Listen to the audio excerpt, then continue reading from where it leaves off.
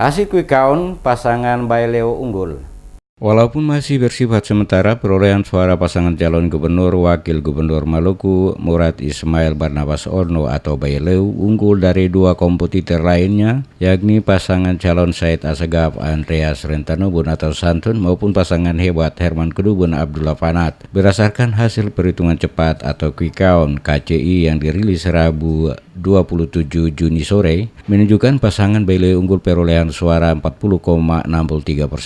Pasangan Santun di kisaran 32,10% dan peringkat terakhir pasangan hebat yang maju melalui jalur independen dengan perolehan suara 27,27%. Walaupun hasil lembaga survei menunjukkan perolehan kemenangan paslon Baileo, namun hasil resminya baru akan dirilis oleh KPU Provinsi Maluku. Secara umum pelaksanaan pemilihan serentak kepala daerah baik gubernur maupun bupati Maluku Tenggara dan wali kota Tual di 3.351 TPS di seluruh Maluku berlangsung aman. Hanya saja dari laporan yang masuk dari Kabupaten Buru ada sekitar 23 surat suara yang belum ditandatangani KPPS akibat pemilihan dihentikan sementara, kemudian dilanjutkan setelah surat suara tersebut ditandatangani KPPS. Kondusifnya situasi Kamtipmas selama pilkada di Bumi Siwa 5 ini menunjukkan tingkat kesadaran masyarakat semakin tinggi.